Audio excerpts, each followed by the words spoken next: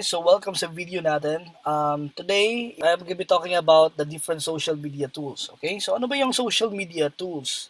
So social media tools is an app or a web app that will let you schedule your post ahead of time. Ito yung sinasabi ko na trabaho talaga ng social media manager. Kasi nga hindi naman talaga yung mga social media manager, hindi naman sila nagpo-post na within that day. Kasi nga kung within that day, mahirapan sila. So they need to schedule their post at least 30 days ahead of time para mas maka-prioritize sila sa mga mag-prioritize sila sa mga responding the comments or to gain more likes, to gain more comments or to share, to invite people to share their to their post. So kailangan nila i-schedule 'yan. So mga tools na to is they create posts in advance at least 30 days ahead yung sinasabi ko. Schedule posts across all social media platforms in just one click. Ibig sabihin guys, hindi ka manual kung social media manager ka, hindi ka manual magpo-post ng status sa isang ano lang, in different platforms kasi nga later i-share ko kung paano ba ako magpo-post in just one click to all across all social media platform. And the good thing about using social media tools is this is good for holiday postings or promo, so it's easier for you to post. Example, ang schedule natin, may mga social media managers guys na example for this month is June. May schedule na sila for Christmas, may schedule na sila for New Year. So ganun ka-advance mag-isip ang mga social media managers dapat, okay? It's really easy to use, parang nag-Facebook ka lang din, and it comes with free plan and of course a paid plan. Pero usually yung mga client natin, gumagamit na sila ng mga paid plan, and may mga clients din ako before na gumagamit din ng free. So either of the two, you need to be, well aware of the tools na gagamitin ng client mo or sa'yo, okay? Next is social media managers. It's really important to know all of these tools in advance. Kailangan mo talagang malaman ng mga tools na to in advance while hindi ka pa nag-apply ng work. Okay? So what are examples of social media management tools? So ito yun sila guys. Different social media management tools. Ito yun sila: Buffer, Hootsuite, CoSchedule, Later, Tailwind. Ito lang yung nakita ko talaga. Actually, there are a lot of social media management tools. Like, let's say for example, siguro mga 100 of them. Pero ito talaga yung nagamit ko na.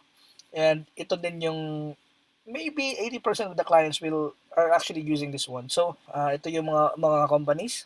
You need to have a screenshot on this para malaman mo din and mag-search kayo sa YouTube on how to do it. But for this example, I'm just gonna be talking about these top social media tools. Ito talagang Buffer and Hootsuite. Ito sila is, this nag-offer ng mga free. Ito nag-offer ng free. I think nag-offer din sila ng free. Pero you need to sign up then using your credit card. Ito, hindi na ako nag-sign up using my credit card, which is, I think, ang inuna ko talaga na nagka-experience is Buffer. But yung nagamit ko yung Hootsuite, talagang na-inlove ako kasi nga it's really easy to use, and yeah, it's just one click, makapost ka na sa lahat ng social media platforms mo. Pero hindi nga siya free kung marami ka na. Ang free nito is only to social media like Facebook or Instagram. That's it. Next is, so since napili ko yung Hootsuite, so paano ka ba mag-sign up sa Hootsuite? Actually guys, hindi mo na kailangan tingnan to kasi nga hindi naman ikaw dapat mag-sign up sa Hootsuite, ang client mo lang. Okay? So if ever talaga na yung client mo is hindi talaga marunong mag-sign up sa Hootsuite or any social media tools na kailangan nila, dapat malaman mo rin kahit kahit konti lang. Very basic lang guys. You need to go to hootsuite.com and then sign up for free or professional. Next is, after mag-sign up, very basic lang din. Like, let's say for example, parang Facebook lang. Then it will ask you to connect your Facebook or Instagram or Twitter or YouTube.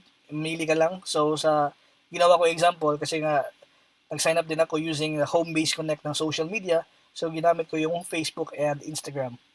Next, kung Facebook ang pipiliin mo, ito yung channel ko. I mean yung Facebook page ko. So i-check ko lang yan and then click on done. And then same thing will happen sa Instagram ko. Once we click mo yung Instagram, ipalagin ka nila sa Instagram account mo. And then once you click on login, and then ito na yung whole dashboard ng, I mean, ng Hootsuite. So ito na yon. So today I'm gonna be talking about how you going to post content sa isang click lang, okay? So let's proceed to yan. Ito yung Hootsuite. Very mahirap siya intindihin at first pero it's really easy. Actually, ito na yung timeline ko, ito yung Facebook messages ko. So kung makita mo dyan, ito yung mga messages natin sa Facebook page natin. Ito yung latest post ko. And ito na yung mga mentions natin. So, in order for you to do that, gusto mo mag-create ng schedule ahead of time, i-click mo lang itong new post. Pag maklik mo na yung new post, ipaselect mo lang yung network kung saan ka. So, basic lang guys, kasi nga, free pa yung ginamit ko. So, 2 social media accounts lang ang pwede sa akin. Let's say, for example, Facebook and Instagram lang. If pag pro ka na, or magbabayad na yung boss mo, i-click mo lang yung add social network here, and then it will ask you na kung ano bang social media platform na ang i-add ng client mo.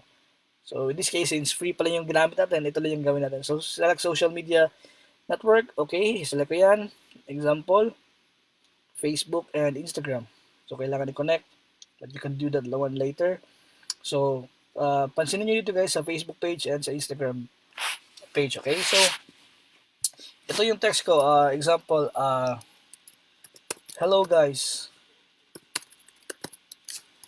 Hi, let's say for example, have a great day, everyone. Ay, sana ba yung Grammarly natin? Hindi gumagana yung Grammarly. Okay, it's not working. Okay, so nakita nyo dito guys. So, home base connect. Nag-type ako dito, then nag-type din dito. Okay? So, Facebook and Instagram. Same thing will happen if marami ding website or mga social media platform ang ilagay mo dyan. Okay? So, pwede kang mag-add ng like picture. So, for example, I have a picture here actually. Just a minute. Okay? So, for example, ito yung picture na gagamitin ko. I-drag ko lang dyan. Boom. Uploading na yan siya guys. Okay? And then, just wait for it to load. Ang haba kasi medyo mabigat yun. So, mind you guys, if you're going to post this one sa Instagram and sa Facebook, you need to have at least 1080 by 1080 na size na picture para mag-fit in siya yung picture niya sa Facebook and then sa Instagram. Let's just, okay, 90%, 91%, 92%, 93%. Then, boom, 100% processing. So, let's just wait for it to load para makita natin yung preview. Kasi medyo mabigat yung picture ko nalagay eh. 1080 by 1080. Okay, let's just wait for it to load guys ha. Boom, ito na, uploaded na. And then, makita mo yung preview. Right? Ito yung Facebook natin. And ito yung Instagram natin. So, ito yung sinabi ko sa inyo guys na in just one click, maka-post ka na to multiple social media platforms. So, once you're good with that, hindi mo siya i-post now, right? Kailangan mo siya i-schedule. So, in order for you to schedule it, you can just simply click this one, schedule for later, and then, pwede mo siyang i-advertise. Siguro, lagi kasi, for example, December 1, 2020, at lagay mo dyan, or 1 p.m. Then, if you're done, click done, and then click mo yung schedule.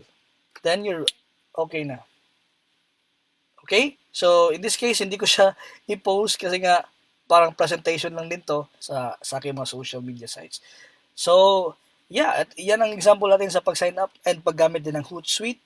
And I hope may naintindihan kayo. If you have any questions regarding this topic, please feel free to leave a comment sa comment section below. And I'll try my best to answer whatever questions that you may have. And sa next video natin, we'll be talking about the social media creativity. So stay tuned guys, and thank you, and see you sa next video natin.